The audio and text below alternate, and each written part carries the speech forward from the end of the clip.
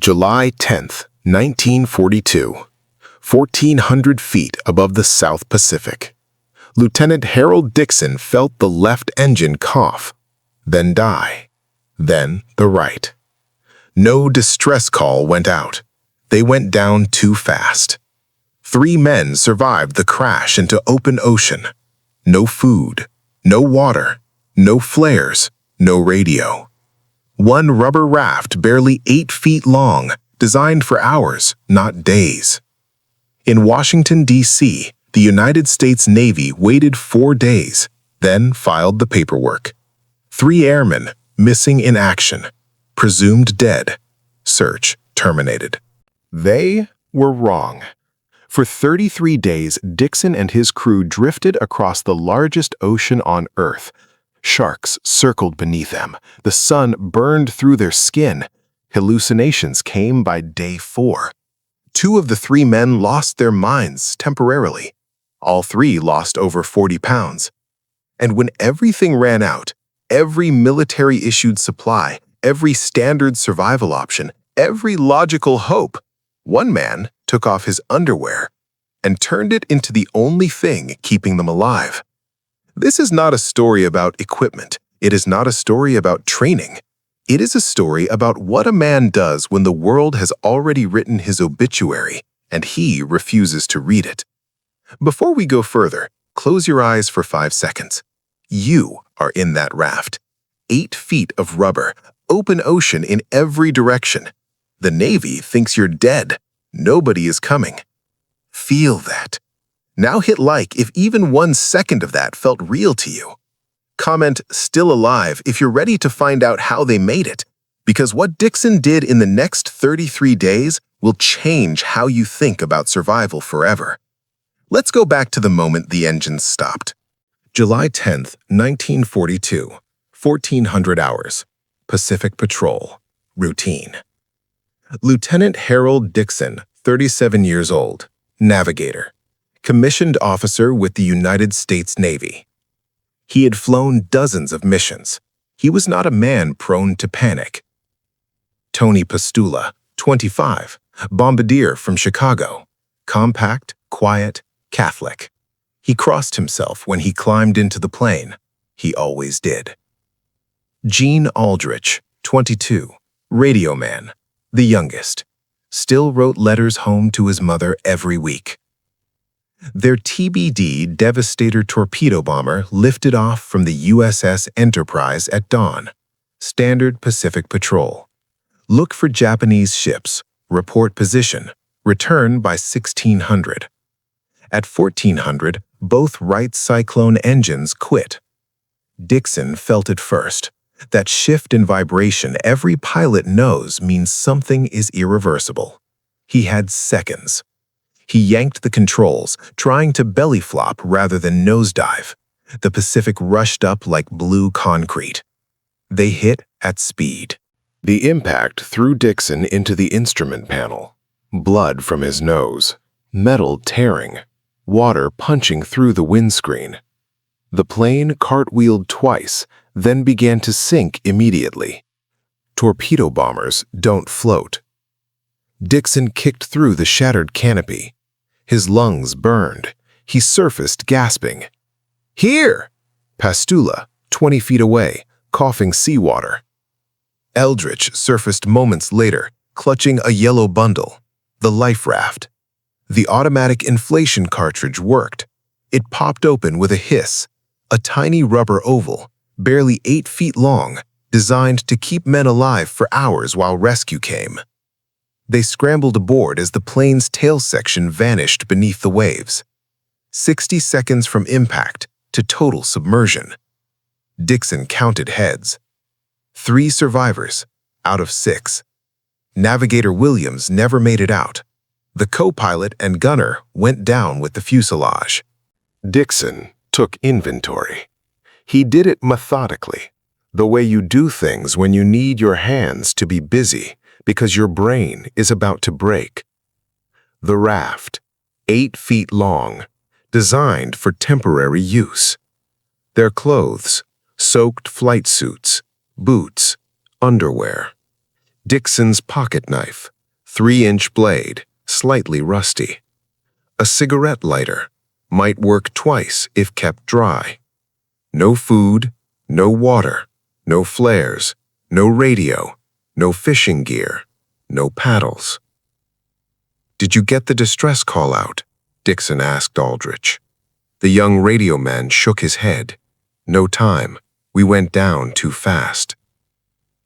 That meant no one knew they'd crashed. The patrol route covered thousands of square miles of empty Pacific. They could be anywhere. The Navy would wait. Then they would search. Then, if nothing turned up. "When do you think rescue comes?" Pastula asked, trying to sound hopeful. Dixon looked at the horizon. Nothing but water and sky in every direction. "Soon," he said. "They'll find us soon." He was lying. He knew it. And in the back of his mind, one thought was already forming, a thought so desperate, so absurd, that he pushed it down and didn't speak it. Not yet. By the second sunrise, the thirst arrived. Not thirst like wanting a drink. Thirst like the inside of your mouth has turned to sand. Thirst that makes the ocean, 1 billion gallons of water in every direction, feel like the cruelest joke God ever told. Salt water kills you faster than no water. Dixon knew this. Postula knew this.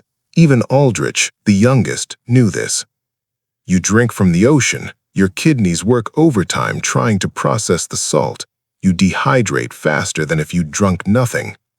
You are surrounded by water that will murder you if you swallow it. Dixon rationed. Nothing from nothing equals nothing. They had no water. He rationed it anyway. The discipline of doing it, the act of controlling something, kept the panic at bay. The sun was the first enemy. It rose over the Pacific like a furnace door opening. No shade on the raft, no escape. They stripped to their underwear and held their flight suits above their heads, trying to create a canopy. It helped for an hour. Then the sun angled around.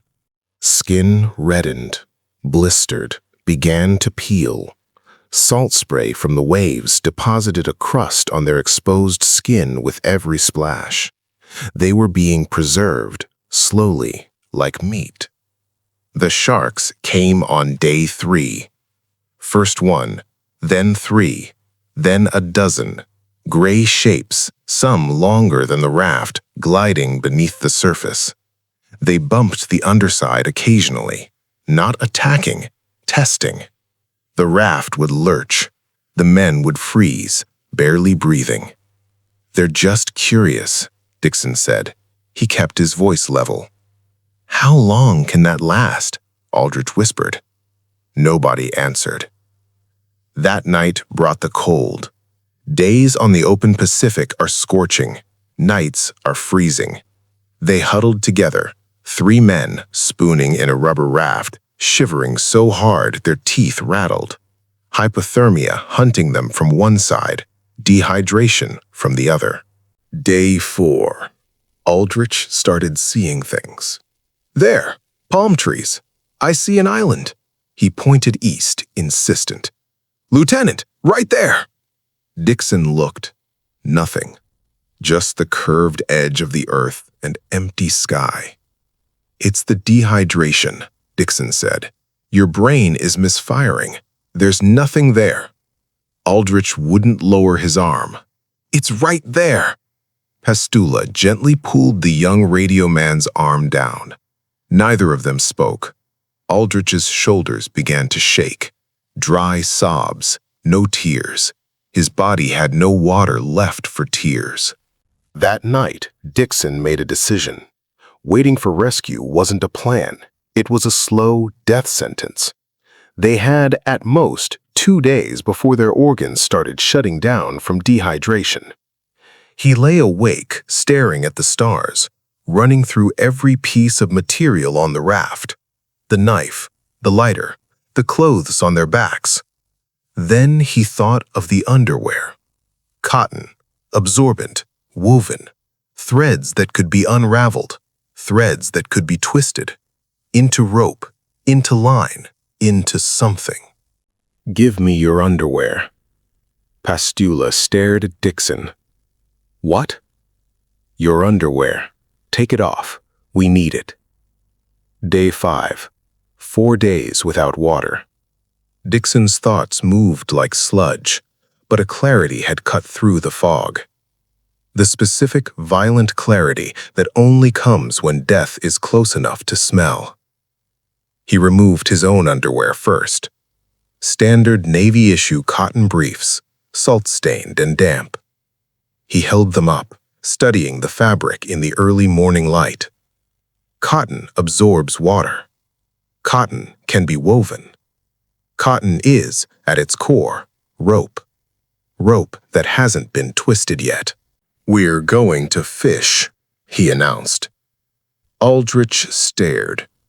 "With your underwear?" "With thread from my underwear, yes."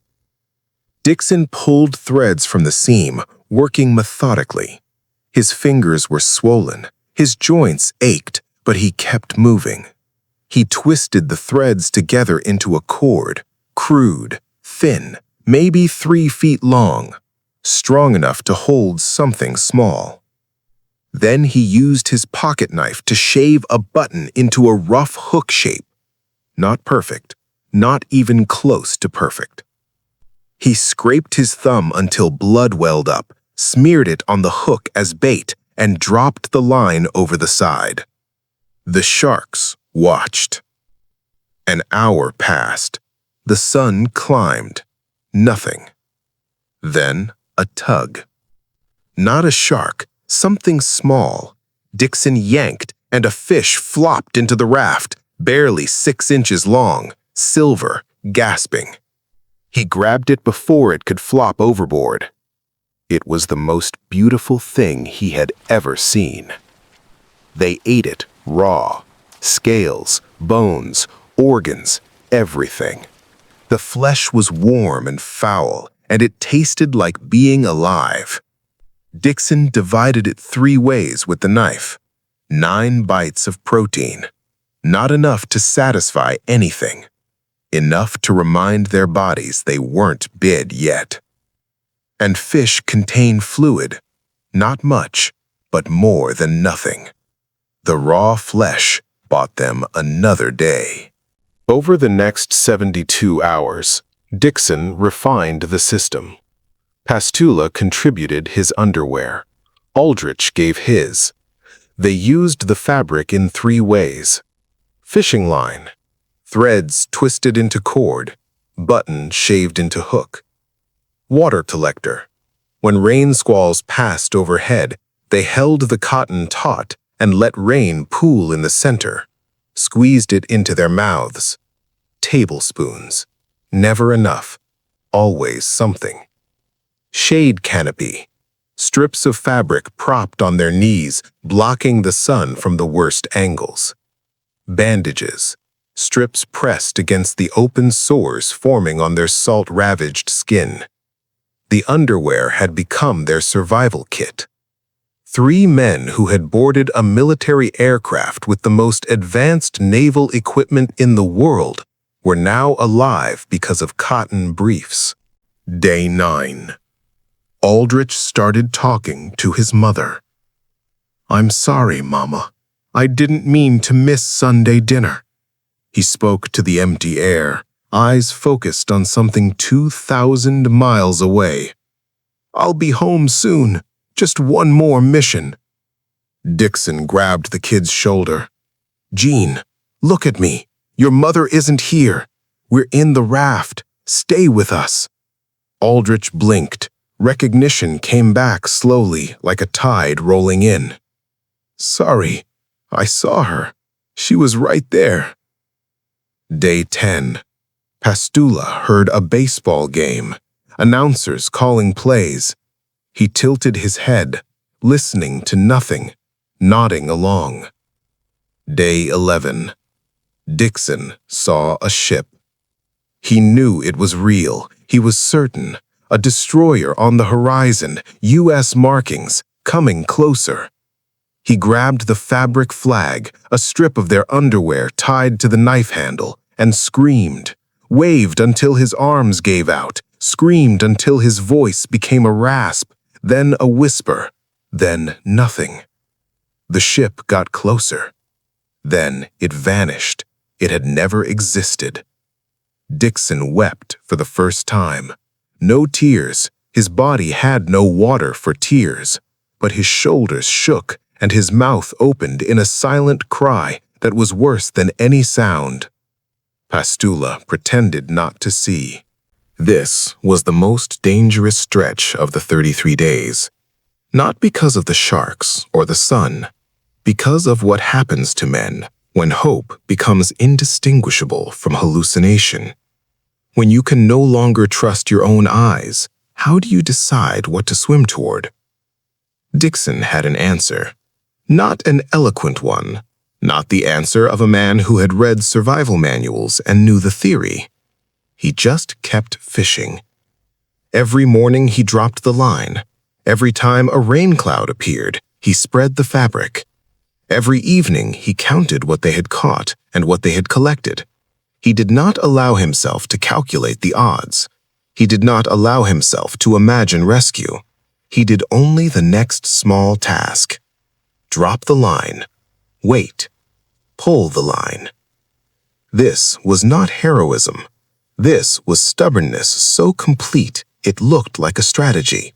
Day 14 had been the day the ocean showed its indifference. Day 15 was the day it showed its intention. The sharks changed. For the first 2 weeks they had circled, curious, patient. By day 15 they were testing, bumping the underside of the raft with enough force to shift it. A 6-foot reef shark surfaced close enough that Dixon could see its eye. Flat, prehistoric, intelligent in the way that things without conscience are intelligent. The raft was deteriorating. Rubber designed for temporary deployment was being asked to survive weeks of constant sun, salt, and use. Seams were softening. One section had developed a slow leak that they patched with a strip of flight suit rubber and prayer. On day 17, a swell hit them sideways. The raft lurched violently. Pastula went over the side.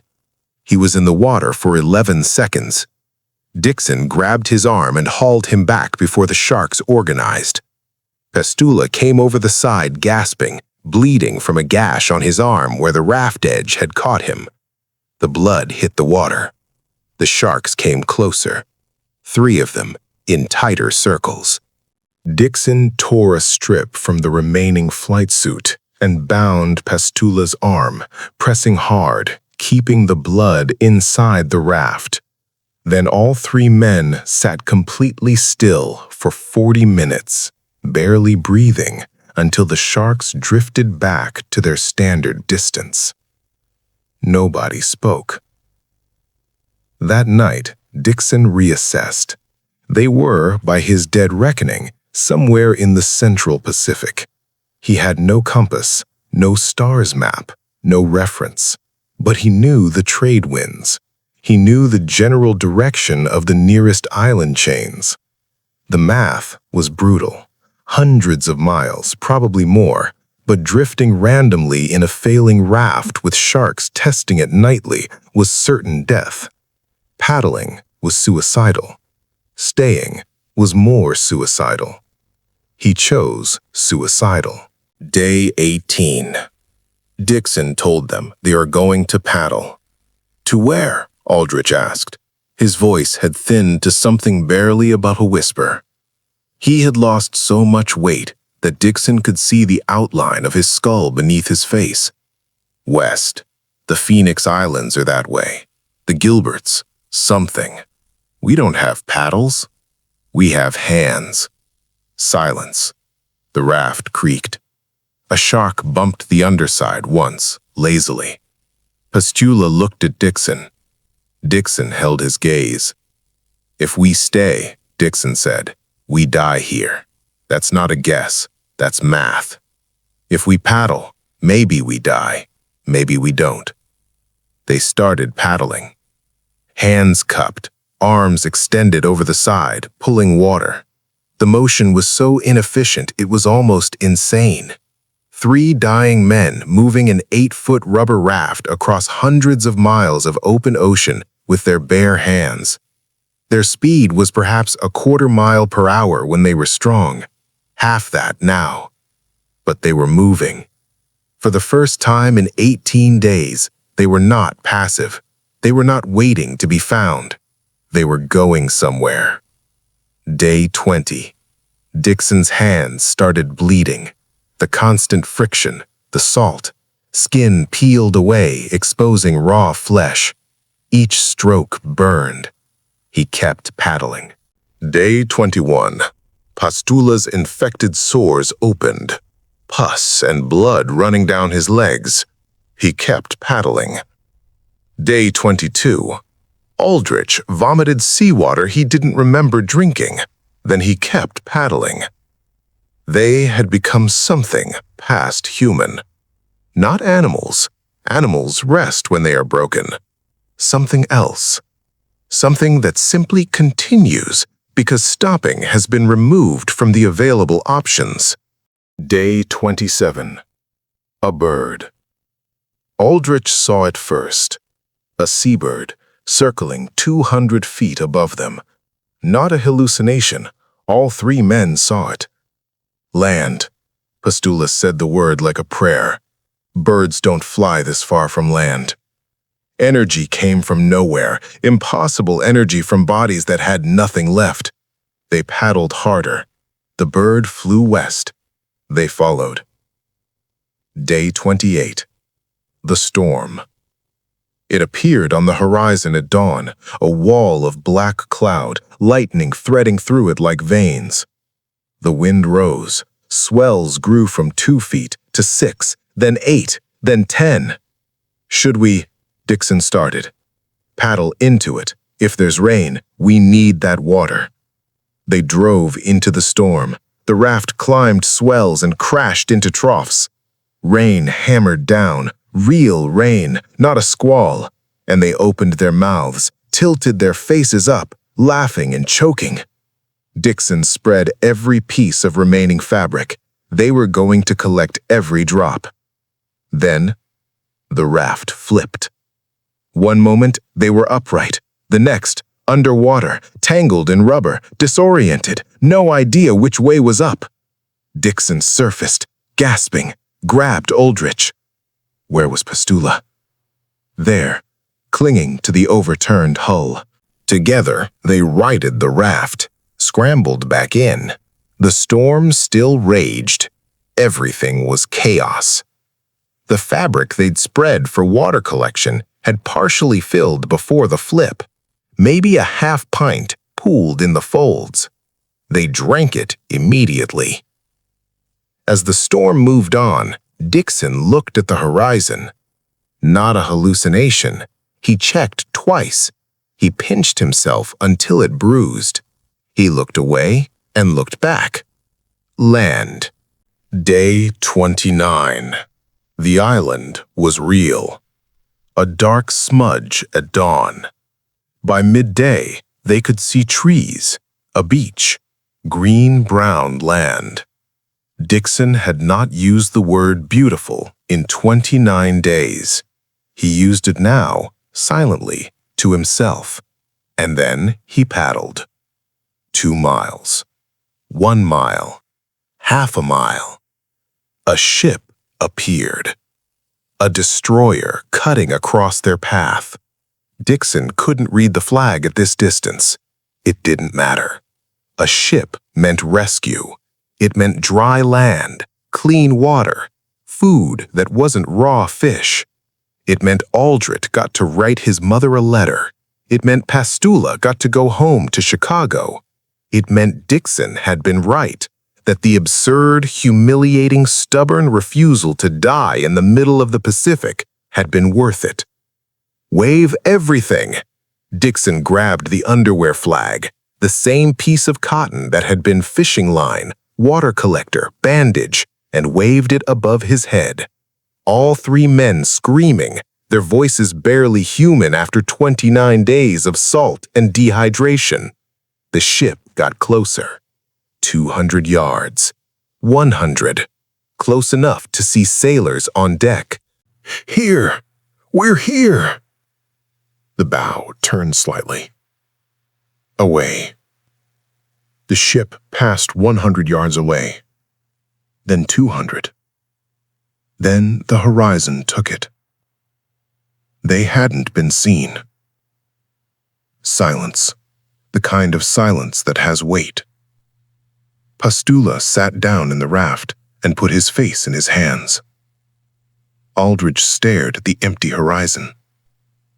Dixon stood upright in the rocking raft, watching the space where the ship had been, breathing very slowly. He knew what the ship not seeing them meant. After 29 days, the Navy had stopped looking. They had been declared dead. No one was searching. That ship wasn't scanning the water for survivors.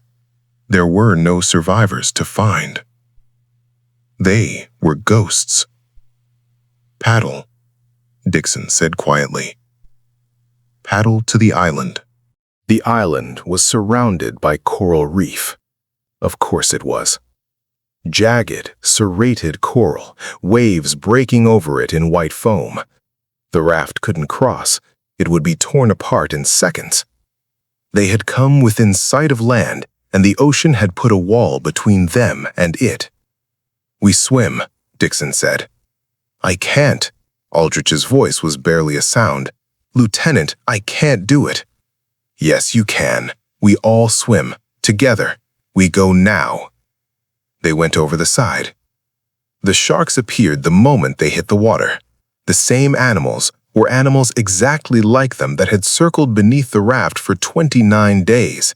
Now the men were in the water, no rubber hull between them.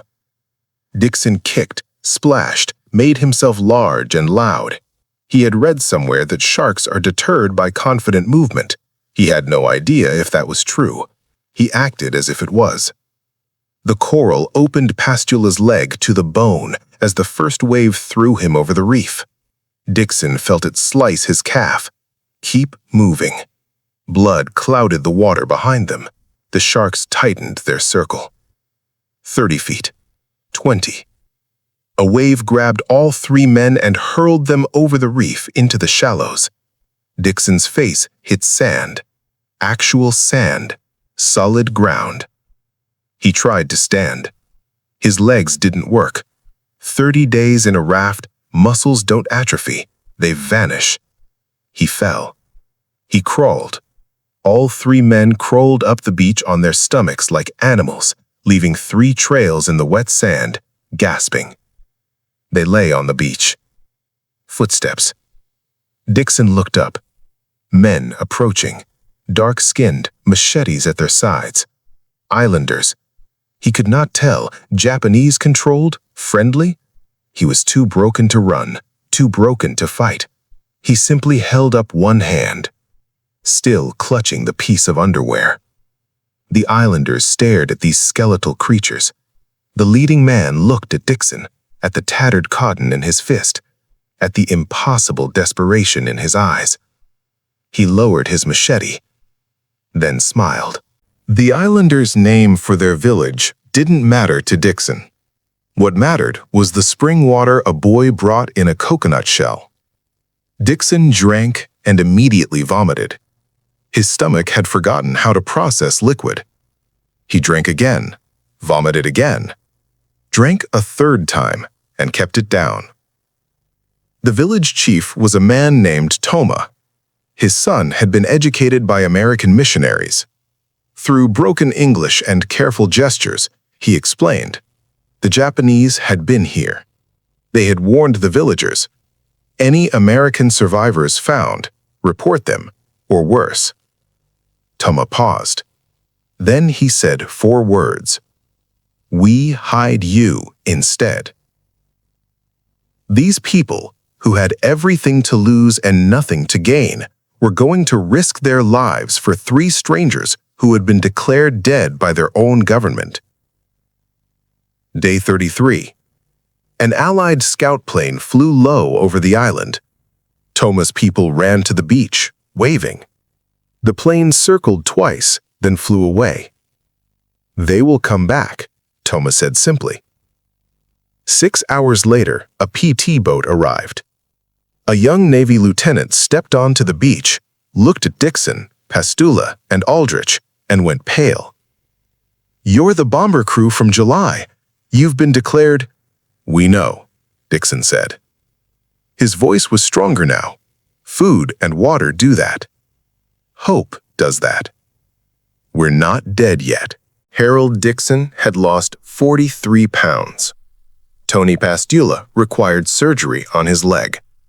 Gene Aldrich suffered psychological trauma that never fully left him. All three spent 2 weeks in a Navy hospital. Dixon returned to active duty and was awarded the Navy Cross. He flew combat missions for the remainder of the war and never made a single public statement about the 33 days. Pastula recovered and went back to Chicago. He never spoke publicly about the raft. He kept the tattered piece of underwear, the fishing line, the water collector, the signal flag, the last thing Dixon held when he crawled onto the beach, framed in a box in his basement, until the day he died. Eldridge struggled.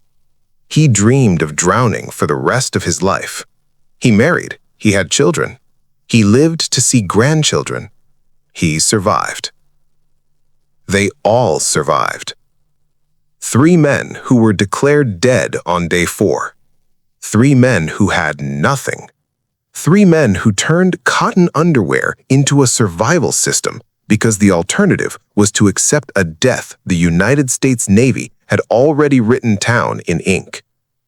The official after-action reports don't capture what Dixon carried for the rest of his life. What he said, privately, to a Navy debriefer who asked how they made it.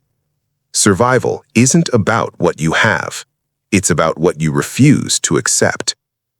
Every morning in that raft, we chose to still be alive. We made that choice when there was no rational reason to make it. That's all it was.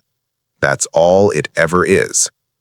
Harold Dixon died in 1985. Tony Pastula died in 1992. Gene Aldrich died in 2002. They are gone. The piece of underwear that kept them alive sat in Pastula's basement for 50 years. Nobody asked about it.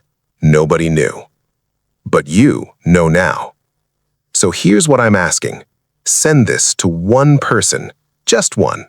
Someone who needs to know that the distance between giving up and surviving is sometimes just a piece of cotton and the refusal to stop. Comment the name of someone you know who has that kind of refusal in them. Subscribe, because these men deserved to be remembered, and you are how that happens. Their names are Harold Dixon, Tony Pastula, Gene Aldrich. They were declared dead. They came back anyway. Don't let them disappear into silence a second time.